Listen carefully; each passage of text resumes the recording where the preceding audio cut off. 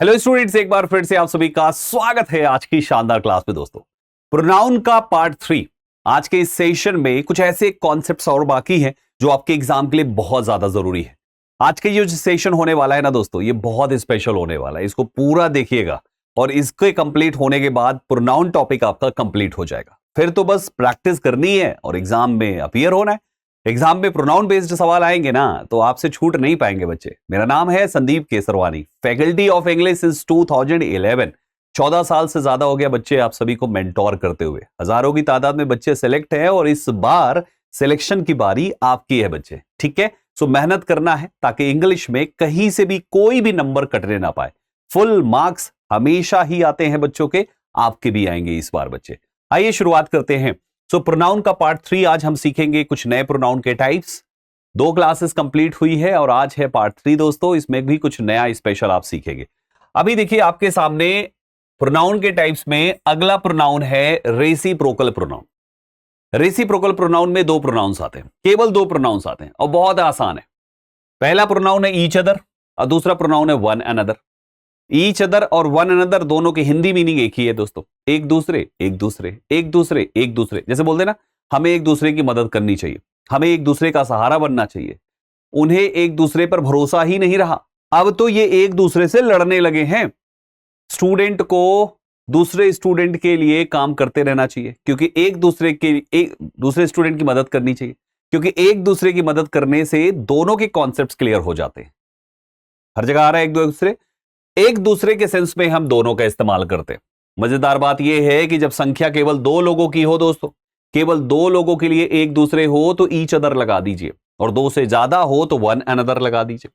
One another 2 से ज्यादा के सेंस में एक दूसरे, और 2 के लिए आपका केवल ईच अदर। एग्जाम में जो पहला एरर आएगा ना बच्चे, वो आएगा कि ईच अदर जो 2 के लिए है उसको 2 से ज्यादा में डाल देगा, और जो 2 से ज्यादा के लिए है उसको 2 के लिए डाल देगा। बस यही दोनों गलत है बच्चे। आइए इसको समझते हैं एग्जाम्पल से। जैसे पहला सवाल है द 2 नेशंस। सबसे पहले यहां पे संख्या दी हुई है। जब संख्या दी हुई होगी तब तो सबसे ज्यादा आसान हो जाएगा, क्योंकि संख्या मेंशन है तो कंफर्म हो गया कि 2 ही होगा। कभी कभी संख्या नहीं होगी लेकिन फिर भी पता चलेगा कि इसमें 2 ही हो सकते हैं या तो 2 से ज्यादा हो सकते हैं। जैसे अगर बात करी जाए कि यार आज के समय में कपल को एक दूसरे पे भरोसा करना चाहिए। अब आपने कह दिया कपल को एक दूसरे पे भरोसा करना चाहिए, तो कपल यानी कि जोड़े, और जोड़े में तो भाई साहब एक लड़का और एक लड़की यानी 2 ही तो हुए। तो यहां पे आपने संख्या मेंशन नहीं करी, लेकिन कपल शब्द आपके 2 को रिप्रेजेंट कर रहा है, तो आप ईच अदर लिखेंगे। तो ऐसा ध्यान से सेंटेंस को पढ़ने पे समझ में आता है। अब जैसे यहां पे लिखा है द 2 नेशंस, संख्या दे दिया तो कंफर्म है ईच अदर आना चाहिए। The 2 nations pledged to support one another लिख दिया, जो कि गलत है। ये ईच अदर होना चाहिए दोस्तों। एक और इंपॉर्टेंट बात यहां पे समझ लीजिए बच्चे, ईच के साथ अदर है, वन के साथ अनदर है। इस बात को ध्यान समझिए। एग्जाम में एक और एरर बनेगी, ईच अनदर लिख देगा। ऐसी भी एरर मैंने देखी है किसी पीवाईक्यू में। आपको पता है ईच को अनदर नहीं अदर चाहिए, और वो वन अदर लिख देगा। वन अदर आपको पता होना चाहिए कि वन अदर नहीं वन अनदर चाहिए। तो इस तरीके से दोस्तों ये आपस में भी बदल के एरर बना देते हैं। तो ईच अदर वन अनदर दिमाग में इसको लिख लिख के छाप छाप के बोल बोल के एकदम छाप लीजिए। Each other one another, each other one another, each other one another, तो ये मिला के गड़बड़ ना करने पाए। दूसरी गलती यहां पे ये भी आ जाती, ईच अदर्स लिख देता है। ये भी मैंने देखी है बच्चे एग्जाम में, ईच अदर्स ये कभी नहीं होगा, कभी भी आ जाए तो गलत है।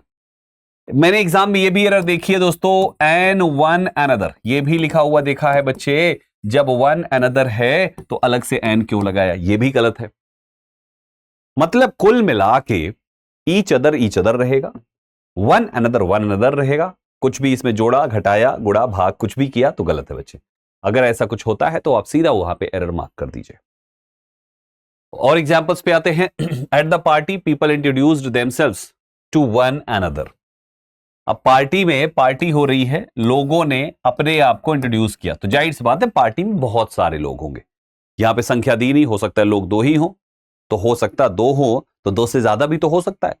पॉसिबिलिटी ज्यादा किसकी लग रही है, 2 से ज्यादा हो रहेगी ना, तो आपको क्या लिखना है, वन अनदर, यानी ये सेंटेंस सही था। फिर आगे आते लेकिन एक और कहानी यहां पे बनेगी। Eight the party people introduced themselves, एक दूसरे को इंट्रोड्यूस किया।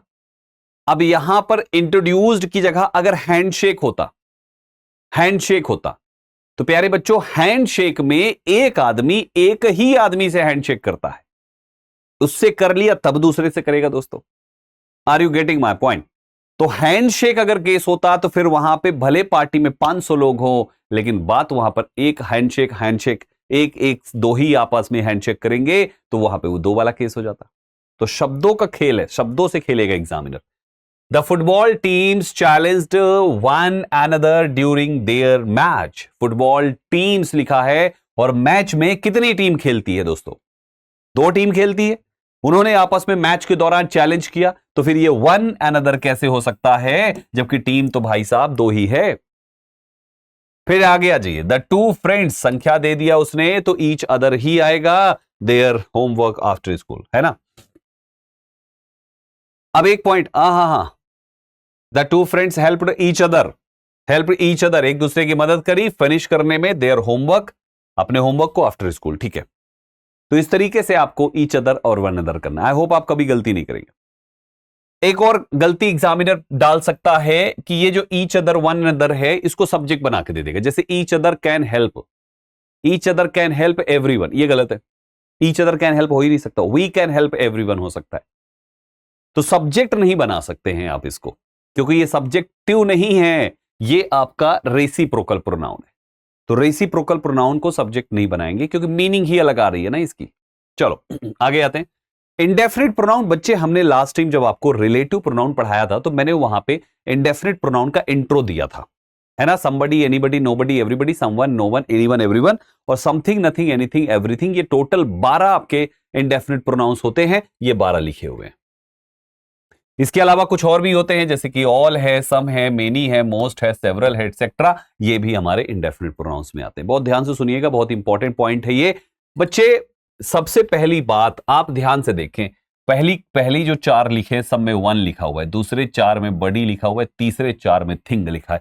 कोई भी प्लूरल जैसा नहीं है, ना तो बडीज लिखा है, ना तो वंस लिखा है, ना थिंग्स लिखा है। इसका मतलब एक बात तो समझ में आ गई कि ये 12 के 12 सिंगुलर होते हैं, इसलिए इनके साथ सिंगुलर वर्ब लगाई जाती है, सबके साथ सिंगुलर वर्ब लगाई जाती है। मैं आगे आपको एक टॉपिक पढ़ाऊंगा, इसके बाद ही आएगा बच्चे, प्रोनाउन के बाद ही आता है, दैट इज क्वेश्चन टैग। मैं क्वेश्चन टैग में इसको लेकर कुछ नया बताऊंगा आपको, जो नया है वो क्वेश्चन टैग में ही बताऊंगा। अभी मैं आपको पढ़ा रहा हूं ये पार्ट, तो यहां पे इस बात को दिमाग में लॉक कर लीजिए कि ये वन, बडी और थिंग वाले प्रोनाउंस, जिनको हम इंडेफिनिट प्रोनाउंस कहते हैं, ये सब सिंगुलर होते हैं। अब आपको जो थिंग वाले हैं, ये निर्जीव वस्तुओं वाले हो गए, तो इसका प्रोनाउन अगर कभी चाहिए अलग से, तो हम इट या इट्स लगाएंगे बच्चे। और जो ऊपर समवन या समबडी, नोवन या नोबडी, एनीवन या एनीबडी, एवरीवन या एवरीबडी है, तो ये आपके वन और बडी वाले इंसान के लिए हैं। जैसे समवन मतलब कोई इंसान, समबडी कोई इंसान, नो वन वॉज देयर, इसका मतलब कोई इंसान वहां नहीं था। तो इन 12 के, इन 8 जो हैं ऊपर वाले वन और बडी वाले, वो इंसानों के लिए है, नीचे के 4 वस्तुओं के लिए है। अब इंसानों में लड़का या लड़की नहीं पता, तो इसलिए जब जेंडर किसी चीज में दोनों शामिल हो, तो वहां पे सिंगुलर होने पर मैस्कुलिन को प्रेफर करते हैं। तो अगर कभी भी लिखना हो कि किसी ने अपना काम नहीं किया है, किसी ने भी अपना काम नहीं किया है, और इसको इंग्लिश में ट्रांसलेट करना है, तो हम लिखेंगे नोबडी हैज, सिंगुलर है, सिंगुलर वर्ब लिखेंगे, कंप्लीटेड। अब अपना काम के लिए क्या लिखेंगे? His work. Nobody has completed his work. तो हम यहां पे नोबडी के लिए क्या लिख रहे हैं दोस्तों? तो चाहे नोबडी हो चाहे नो वन हो, ये वन और बडी वाले जो 4 + 4 8 होते हैं, इन 8 के लिए आपको ही, हिम, हिज में से कोई एक लगाना है, जो भी आपको चाहिए। और ये थिंग वाले तो थिंग हो गए दोस्तों, इसका तो इट आएगा ही आएगा, राइट। अब आते हैं इनके अलावा बचे हुए ये शब्दों पे थोड़ा सा बात कर लेते हैं। बच्चे ऑल का मतलब क्या होता है? सब। ऑल मीन्स होता है सब। तो बच्चे जब हम ऑल लिखते हैं ना, जब भी ऑल लिखते हैं, तो थोड़ा ध्यान दीजिए कि ये काउंटेबल नाउन के लिए बना हुआ है प्रोनाउन, या अनकाउंटेबल नाउन के लिए बना है। क्योंकि जब ये काउंटेबल नाउन के लिए होगा और ऑल का मतलब सब या सभी होगा तो ये हमेशा प्लूरल होगा, और अनकाउंटेबल नाउन कभी जिंदगी में प्लूरल होता ही नहीं है, इसलिए ये सिंगुलर होगा। अब ये कहानी कैसे वर्क करेगी? एक मूवी देखी थी बहुत पहले, आपने भी देखी होगी, काफी मोटिवेशनल मूवी है, थ्री इडियट्स देखिए। तो थ्री इडियट्स मूवी में ऑल इज वेल बोला करता था Aamir Khan, all is well.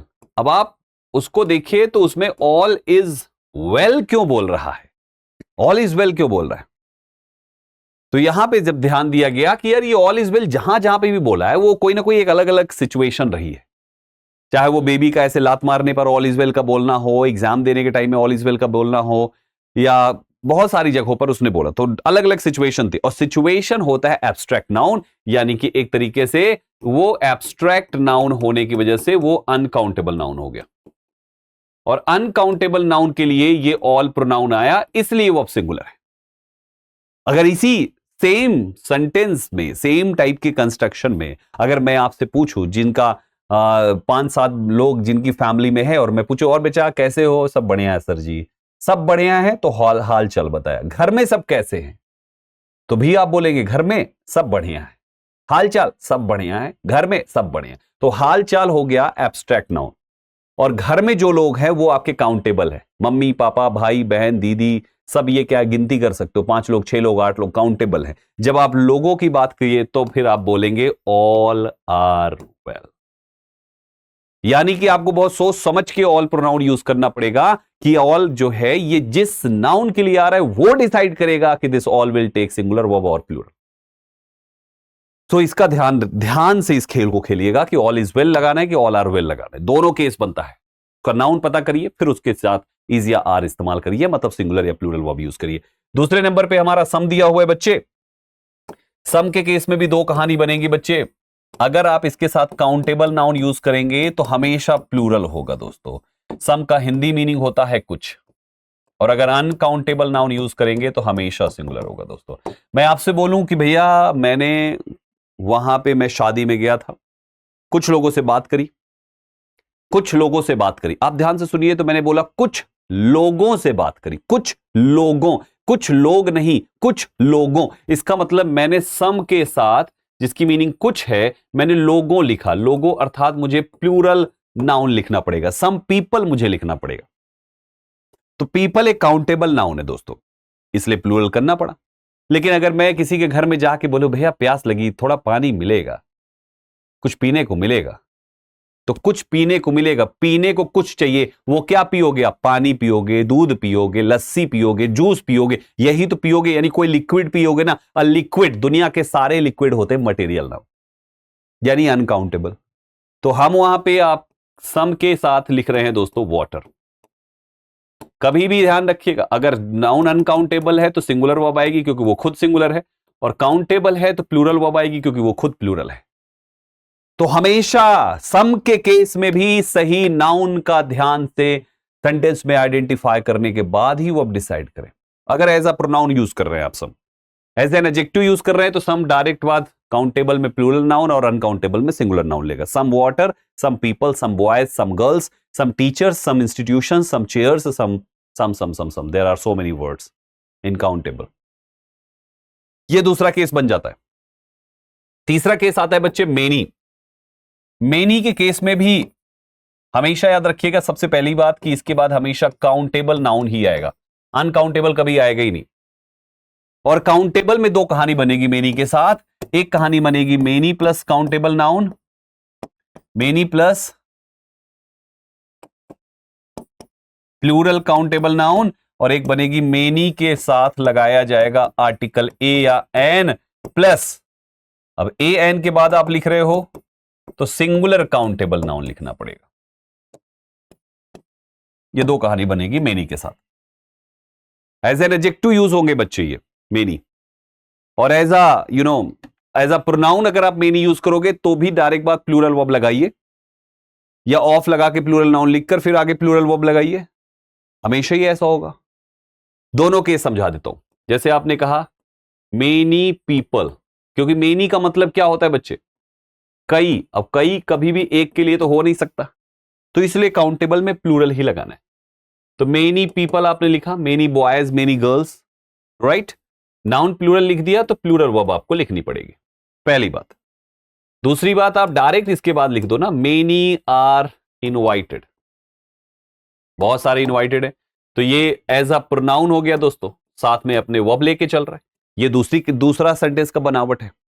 तीसरा सेंटेंस का बनावट हो जाएगा बच्चे ऑफ के साथ, many of you, many of them, many of us, many of the boys, या मोस्ट ऑफ द बॉयज, दोनों चलेगा। तो ऐसे केस में भी मेनी आपका प्लूरल है, प्लूरल वर्ब लेगा। तो कुल मिला के यहां पे जब मेनी है बिना आर्टिकल ए एन के, तो सब कुछ प्लूरल होगा बच्चे, एवरीथिंग विल बी प्लूरल।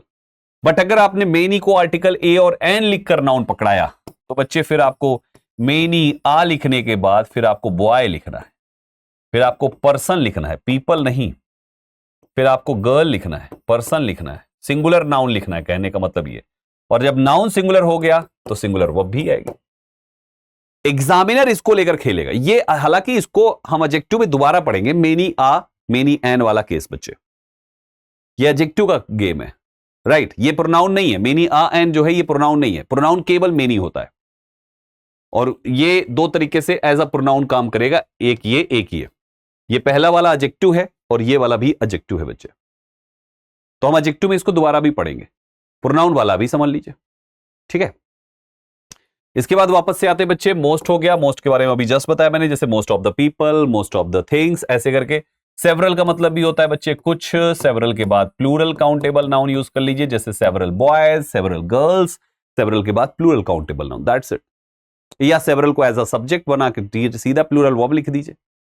तो जैसे चाहे आप वैसे यूज कर सकते हैं। मतलब अगर देखा जाए तो इन सभी शब्दों के बाद काउंटेबल नाउन को प्लूरल बना के लिखना है। कुछ अनकाउंटेबल वाले भी हैं, तो दोनों केसेस मैंने आपको समझा डाले। थोड़ा सा आगे बढ़ेंगे बच्चा, कुछ एग्जाम्पल्स है इसी पर, जैसे कि someone left there bag in the classroom. क्या एरर है इसमें, क्या एरर है? बड़ी बेसिक सी एरर है बच्चे। समवन लेफ्ट देयर बैग, जब सब्जेक्ट यहां पर समवन है तो ये देयर तो नहीं हो सकता है। अब जेंडर ना पता हो तो हमें लिखना होता है masculine, his bag, his bag is correct.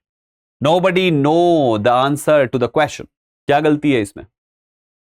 Spot the error. Nobody knows, क्योंकि नोबडी सिंगुलर है दोस्तों, तो वर्ब को सिंगुलर करना पड़ेगा। तीसरा, if you need anything just let me know, यदि तुम्हें कोई चीज चाहिए बस मुझे बताओ। क्या एरर है बच्चे इसमें? इफ यू नीड एनीथिंग, तुम्हें कुछ चाहिए, जस्ट लेट मी नो, मुझे बताओ, सही है, there is no error. Everyone enjoyed the event and stayed until the end, क्या एरर है इसमें बच्चे? एवरीवन एंजॉयड, ये सिंगुलर को पास्ट इंडेफिनिट दे दिया, and stayed until the end, कोई एरर नहीं है दोस्तों। नेक्स्ट पे आ जाइए, all of the students was present for the test, क्या एरर है इसमें बच्चे? जब ऑल ऑफ आपने काउंटेबल नाउन के लिए लिख दिया तो ये प्लूरल और ये भी प्लूरल, सब कुछ प्लूरल चाहिए इसके लिए दोस्तों। Some of the book are missing from the library, क्या एरर है बच्चे? बुक काउंट होती है दोस्तों, इसलिए सम ऑफ लिखने के बाद काउंटेबल नाउन को प्लूरल लिखना पड़ेगा और वह भी हमारी प्लूरल हो जाएगी। मैं आपको एक इंटरेस्टिंग कॉन्सेप्ट बताता हूं जो कि प्रेपोजिशन ऑफ को लेकर है, ध्यान से सुनिएगा बच्चे। प्रेपोजिशन ऑफ जो होता है, बहुत ध्यान से सुनना, बहुत स्पेशल रूल बताने जा रहा हूं जो कम से कम 100 जगह अप्लाई होगा, और इस अकेले को 100 बार पढ़ाने से बेहतर एक बार में पढ़ लो, 100 रूल याद हो जाएंगे। जो प्रेपोजिशन ऑफ होता है ना बच्चे, ये जहां जहां पे देखो ना, ये all of, some of, most of, either of, neither of, each of, ये जो ऑफ होता है ना, ये दो तरीके से काम करता है। एक होता है बच्चे सिलेक्शन के लिए और एक होता है दूसरा पोजीशन के लिए। आपको नाउन चैप्टर में हमने पढ़ाया है पोजीशन वाला केस ऑफ में, आपको याद होगा मैंने पढ़ाया है, द कार ऑफ राम, याद आ रहा है? द कार ऑफ, तो यहां पे जो ये ऑफ का यूज कर रहे हैं, राम की कार, का की के सेंस में यूज हो रहा है, और ये पोजीशन है, ये क्या है? ये पोजीशन के सेंस में यूज हो रहा है, अधिकार जिसको कहते हैं, अधिकार के सेंस में हमने the car of Ram, the legs of a chair, the बहुत सारे, the door of this car, ऐसे करके हम यूज करते हैं। तो पहला जो केस होता है पोजीशन वाला, वो आपको नाउन में पढ़ाया। अब दूसरा सुनिए जो बहुत ही यूनिक है, पोजीशन के अलावा जब कभी भी ऑफ का इस्तेमाल सिलेक्शन में होगा ना बच्चे, सिलेक्शन, तब भी कभी भी सिलेक्शन में होगा, और सिलेक्शन आप कर रहे हैं किसी काउंटेबल नाउन से, ऑफ लगाया और ऑफ के बाद, दूसरा केस मैंने क्या बताया, सिलेक्शन। आपने ऑफ लिखा, इधर कुछ भी लिखे हो आप, आपने ऑफ लिखा और ऑफ के बाद आपने काउंटेबल नाउन लिखा है। मेरे प्यारे बच्चों, यह काउंटेबल नाउन हमेशा प्लूरल होगा बच्चे, दिमाग में लॉक कर लीजिए। और जो आप यहां पे वर्ब लिखेंगे, ये वर्ब लिखेंगे किसके अकॉर्डिंग, जो ऑफ से पहले लिखा होगा। अब ये कोई रूल याद करने वाला नहीं, ये समझने वाला है। आइए पहले वर्ब के बारे में समझते हैं। Why verb according to the this part not that one. My dear students, आप वर्ब लिखते हैं किसके लिए, सब्जेक्ट के लिए, और प्रेपोजिशन के बाद जो आता है वो ऑब्जेक्ट हो जाता है। तो ये हिस्सा तो तुम्हारा ऑब्जेक्ट हो गया ना, ये वर्ब कैसे ले सकता है। तो जो ऑब्जेक्ट हो गया वो वर्ब ले नहीं सकता, तो जो बच गया, जो प्रेपोजिशन के बाद नहीं है, जो प्रेपोजिशन से पहले लिखा हुआ है, वो सब्जेक्ट है, इसलिए उसके अकॉर्डिंग वर्ब लगाते हैं। इसको एग्जांपल से समझिए। जैसे मैंने कहा वन ऑफ द बॉयज, अब मुझे यहां पर डैश अब्सेंट लिखना है, तो मेरे भाई इज अब्सेंट लिखूं कि बॉयज के हिसाब से आर एब्सेंट लिखूं। अरे भाई इज अब्सेंट लिखना है, क्योंकि वन के हिसाब से यहां पे इज आएगा, क्योंकि ऑफ के बाद लिखा हुआ ये तो हमारा ऑब्जेक्ट है ना बाबू, ऑफ का प्रेपोजिशन का ऑब्जेक्ट बन गया वो, और हमें सब्जेक्ट के लिए वर्ब लगानी होती है, इसलिए हमारे वन के हिसाब से आएगा। आपने दूसरा चीज नोटिस करिए, बॉयज में से केवल एक लड़का इज अब्सेंट, इसका मतलब बहुत सारे बॉयज में से एक को चुन रहा है जो अब्सेंट है, तो सिलेक्शन हुआ। तो बच्चे कभी भी सिलेक्शन का केस बनेगा तो ऑफ के बाद लिखा हुआ नाउन हमेशा प्लूरल काउंटेबल, काउंटेबल है तो हमेशा प्लूरल होगा, मैं ये कह रहा हूं, क्योंकि अनकाउंटेबल भी आ जाता है ना, तो काउंटेबल है तो हमेशा प्लूरल होगा, हमेशा प्लूरल होगा, जीरो एक्सेप्शन, और वो प्लूरल नाउन भी आर्टिकल दा के साथ लिखा जाएगा। तो चाहे ये वन के साथ लिखा हो, टू के साथ लिखा हो, one of the boys, two of the boys, three of the boys, 10 of the boys, some of the boys, all of the boys, most of the boys, several of the boys, many of the boys, either of the boys, some of the boys, बहुत सारे हैं, बहुत सारे हैं, सैकड़ों हैं, और सब में यही कॉमन रूल है। हो गया ना काम यहां पे, तो एक रूल से सारे निपट गए बच्चे। अब आपको ये रटना नहीं पड़ेगा। तो वापस से आते हैं, ये पार्ट हो चुका है। अगला प्रोनाउन हमारा आता है दैट इज रिफ्लेक्सिव प्रोनाउन, काफी स्पेशल है। देखिए रिफ्लेक्सिव प्रोनाउन होता क्या है, मैंने आपको पर्सनल प्रोनाउन, जो प्रोनाउन का पहला पार्ट कराया था, उसमें पर्सनल प्रोनाउन की टेबल में आखिरी में रिफ्लेक्सिव भी लिख दिया था, क्योंकि ये रिफ्लेक्सिव बनते ही उन्हीं प्रोनाउन से जो पर्सनल में आते हैं। तो पहले तो आप रिफ्लेक्सिव बनते कैसे ही वो समझिए। देखिए बच्चा, इसमें जो सिंगुलर होता है उसके साथ सेल्फ लगा दीजिए, और जो प्लूरल होता है उसके साथ इसी का प्लूरल SEL F हटा के VES, सेल्फ्स लगा दीजिए। यही सिखाया था ना नाउन चैप्टर में, सिंगुलर से प्लूरल करते समय।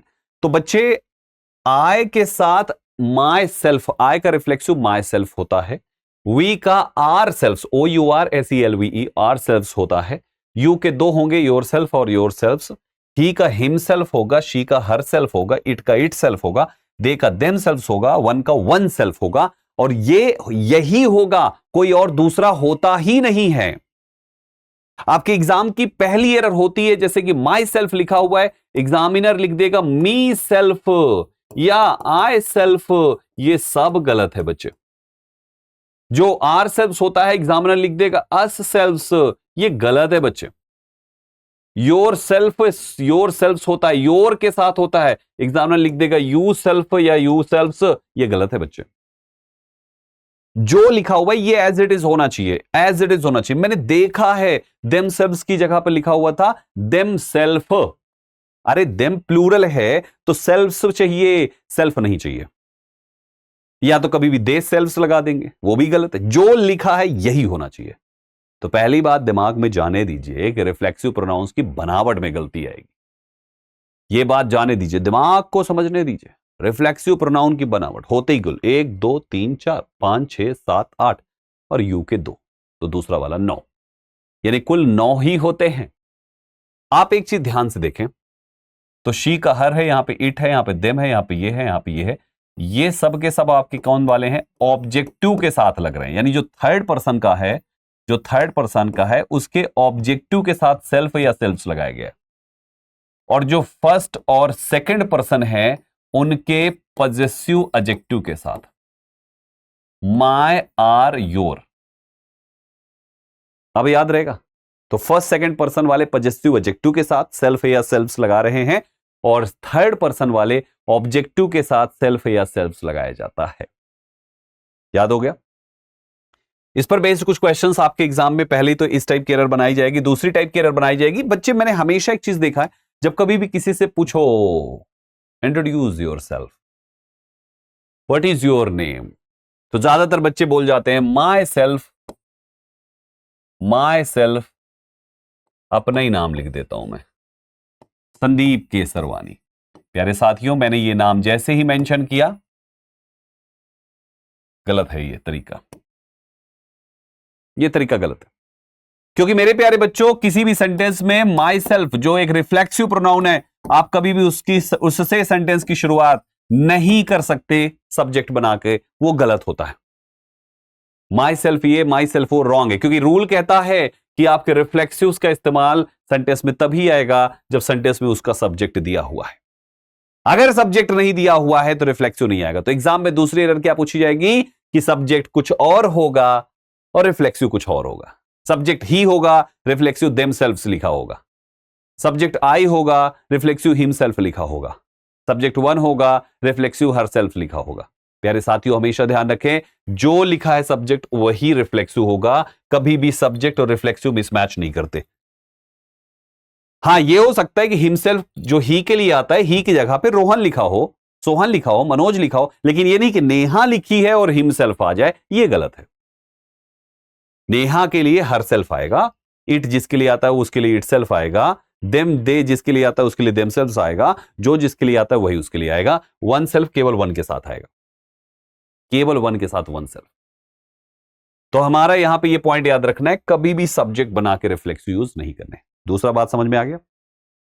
तीसरा इंपॉर्टेंट पॉइंट है ये, use reflexive pronoun with these verbs if after them object is not given. बहुत ध्यान समझिए, ये पॉइंट समझाता हूं बच्चे। मान लीजिए कोई एक वर्ड उठा लेता हूं, इंट्रोड्यूस ले लेता हूं। मान लीजिए इंट्रोड्यूस एक वर्ड है, लिखा है नहीं लिखा? लिखा है इंट्रोड्यूस, क्योंकि इसी लिस्ट में है ना वो भी। अब इंट्रोड्यूस, मान लीजिए एक वर्ड हमने लिया इंट्रोड्यूस। इंट्रोड्यूस का मतलब इंट्रोड्यूस करना। ध्यान से सुनना। अब मान लीजिए मैंने कहा कि मैंने इंट्रोड्यूस किया, यानी आई इंट्रोड्यूस्ड। आई इंट्रोड्यूस्ड बोल दिया मैंने ये लाइन। अब मेरे पास दो विकल्प है। पहला विकल्प है कि आई इंट्रोड्यूस्ड किसको और किससे। तो आई इंट्रोड्यूस्ड किसको, तो मैं बताया कि भैया मैंने इंट्रोड्यूस किया मुकेश को अपने पेरेंट्स से। मैंने इंट्रोड्यूस किया इस लड़की को अपने बड़े भाई से।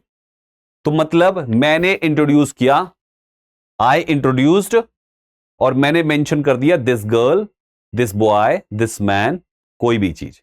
वो क्या है? आपके इस इंट्रोड्यूस वर्ब का ऑब्जेक्ट है।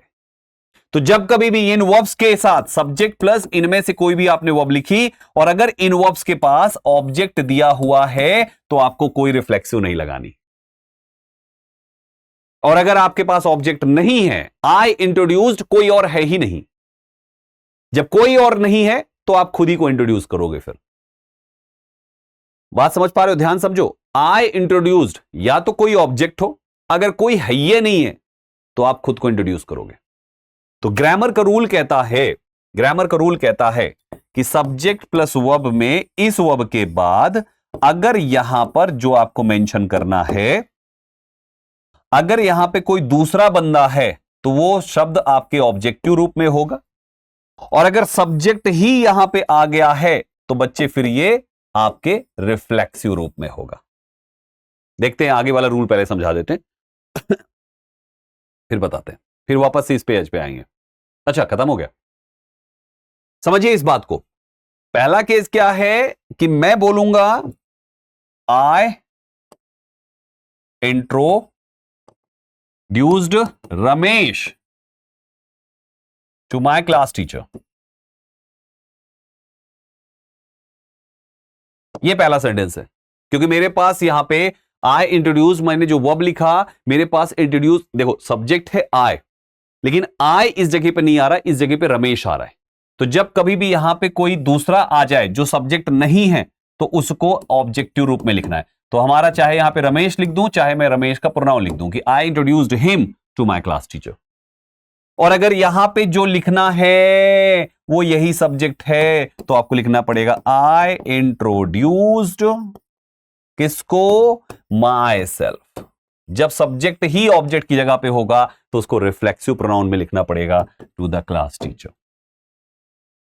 हमेशा ध्यान रखिएगा, जब सब्जेक्ट ऑब्जेक्ट की जगह पे नहीं बल्कि कोई और ऑब्जेक्ट की जगह पे है तो वो ऑब्जेक्टिव फॉर्म होगा, और जब सब्जेक्ट ही ऑब्जेक्ट की जगह पे है तो ये रिफ्लेक्सिव फॉर्म होगा। यही पॉइंट है बच्चे ये सारी वर्ब्स के साथ। यानी जब ऑब्जेक्ट नहीं होगा तो ऑब्जेक्ट बन जाएगा, ऑब्जेक्ट की जगह पे चला जाएगा, खुद सब्जेक्ट रिफ्लेक्सिव बन के।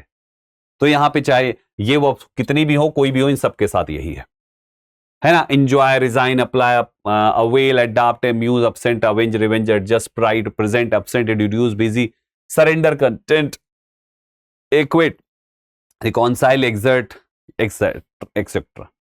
आइए थोड़े एग्जांपल करते हैं, फिर आपको याद करा देंगे वर्ड्स।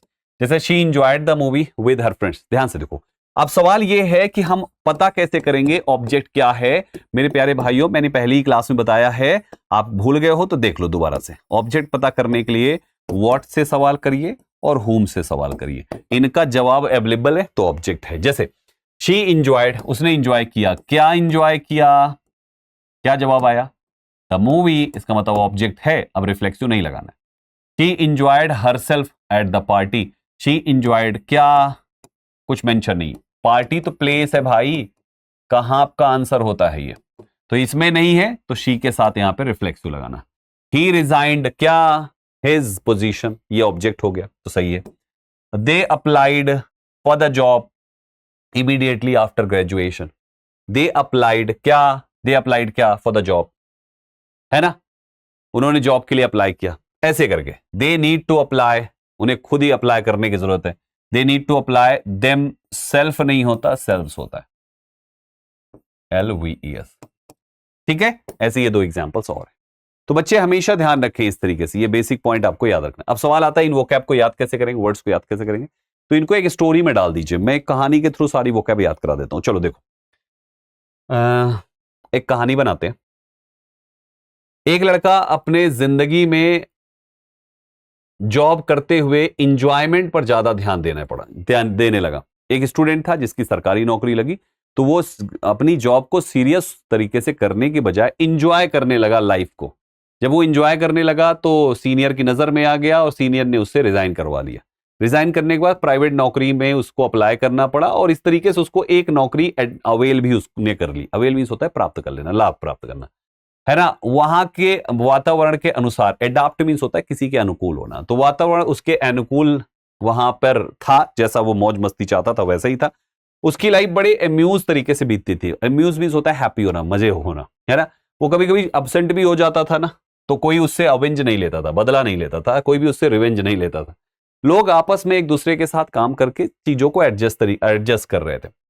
काम ऐसे करने लगा कि उसके बॉस को उस पर प्राइड भी होने लगा, है ना, थोड़ा सा। क्यों? क्योंकि अब वो छुट्टियां कम, प्रेजेंट ज्यादा रहता है ना। अब वो अब्सेंट नहीं रहता, वो प्रेजेंट रहता है, इसलिए उसके बॉस को प्राइड भी उस पर होने लगा। जब कोई भी नया आदमी आता ऑफिस में तो उसका काम होता था कि वो उसको बाकी सारे लोगों से इंट्रोड्यूस कराए।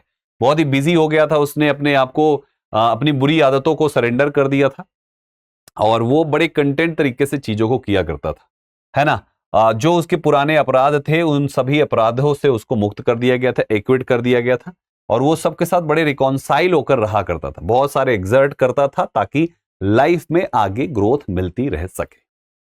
हो गए सारे वर्ड्स याद? चलो इन कहानी को 4-5 बार सुन लीजिएगा, याद हो जाएगा। अब आ जाइए, रिफ्लेक्सिव का अगला पॉइंट है, do not use reflexive pronoun with the following verbs.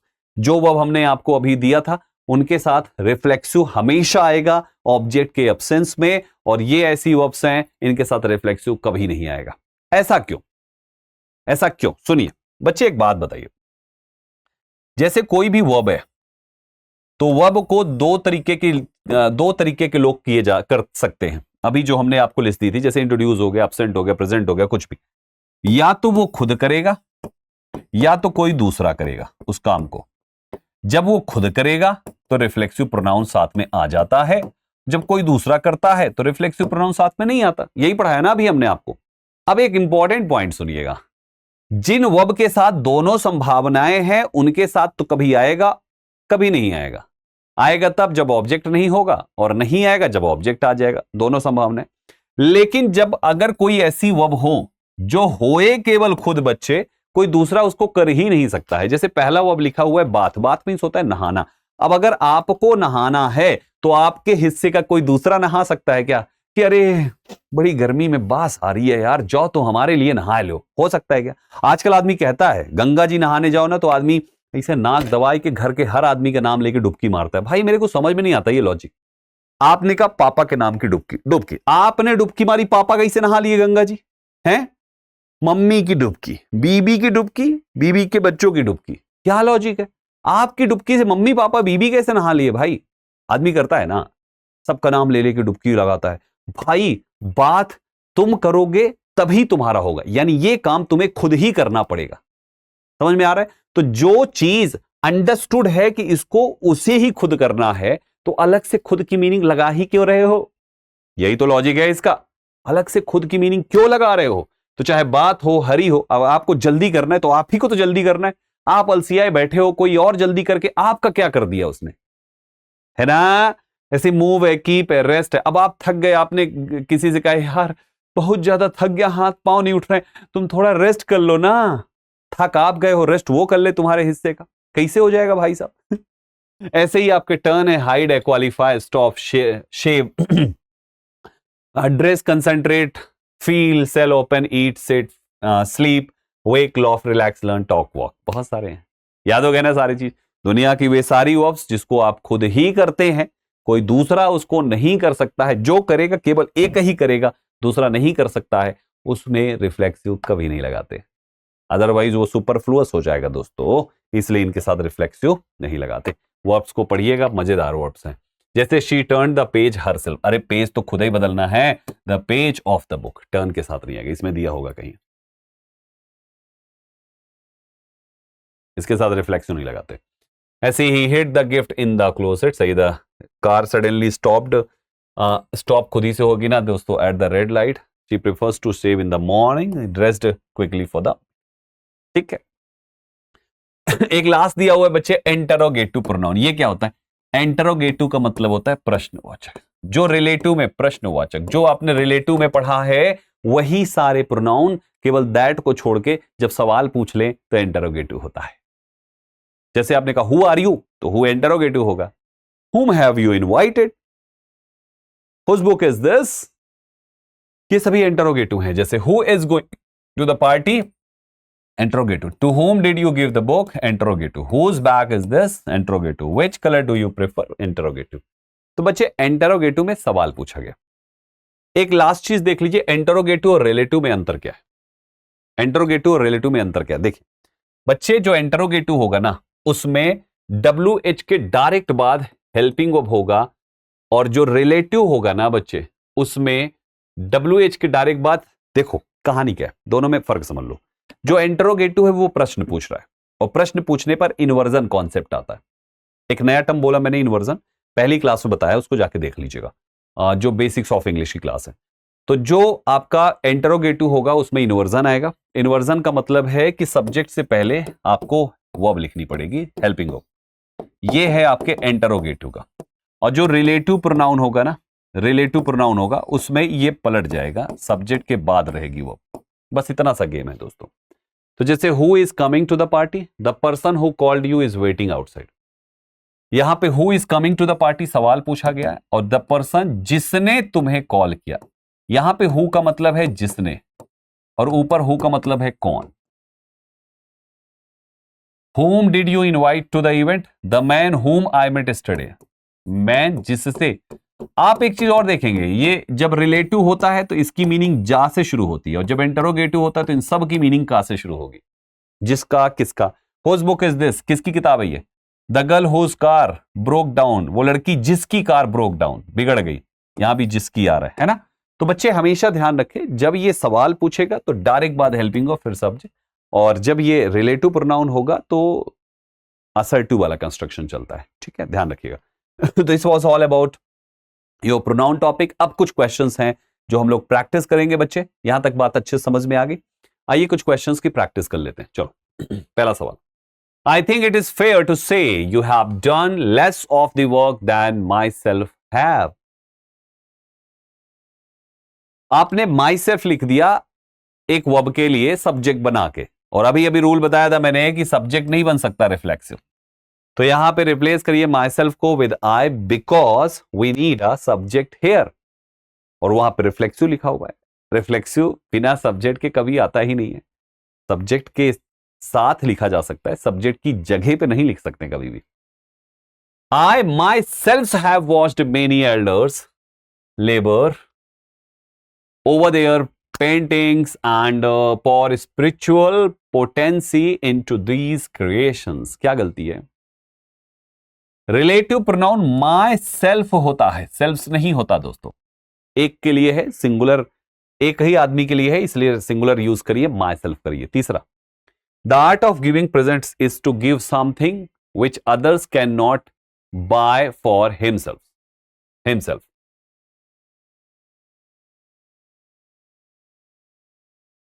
Come on everyone, सही जवाब है ऑप्शन सी, देमसेल्व्स होना चाहिए। देमसेल्फ करेक्ट आंसर है। क्यों ऐसा है? क्योंकि the art of giving presence is to give something which others, जो दूसरे, प्लूरल है ना, जो दूसरे खुद के लिए बाय नहीं कर सकते, तो दूसरे उनका खुद है, इसके लिए खुद आ रहा है, तो वो प्लूरल है, तो ये भी तो प्लूरल होगा, इसलिए यहां आएगा देमसेल्व्स। सही reflexive, both are better off than they were, even though anything new has been created.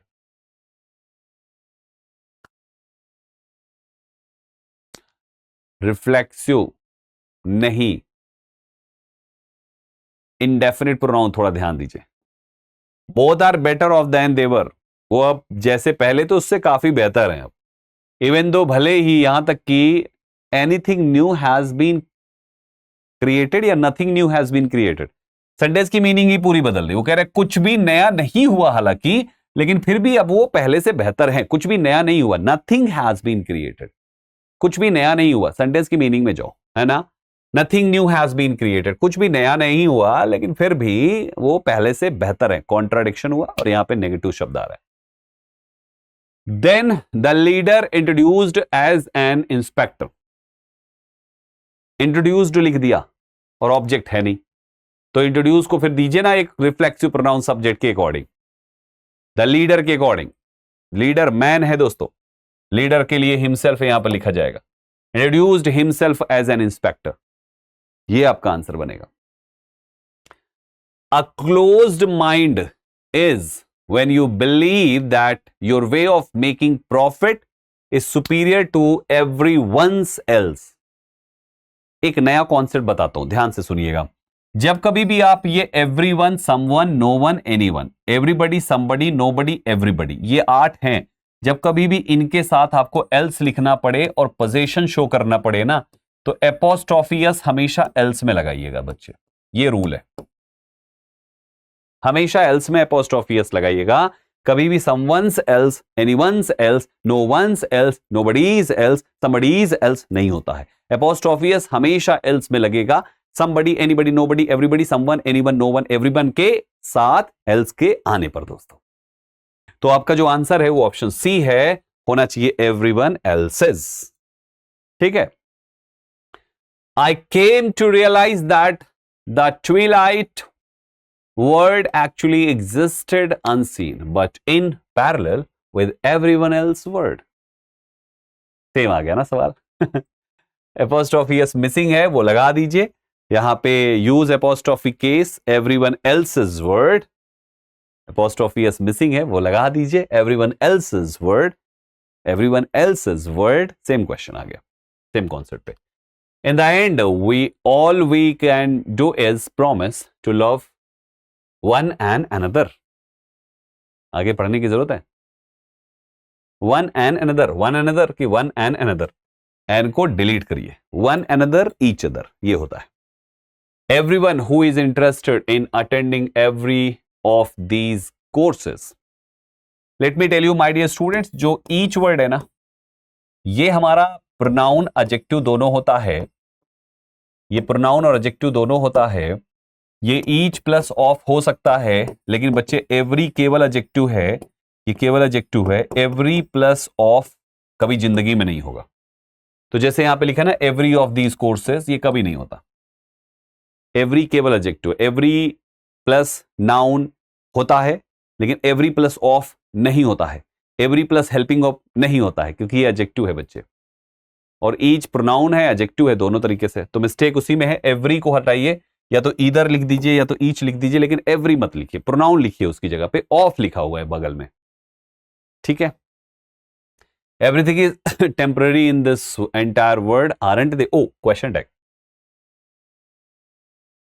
Everything लिखे हैं आप, और थिंग के लिए यहां पे दे लिख दिए हैं आप, बताइए। और इट के लिए इज आना चाहिए, इजंट इट।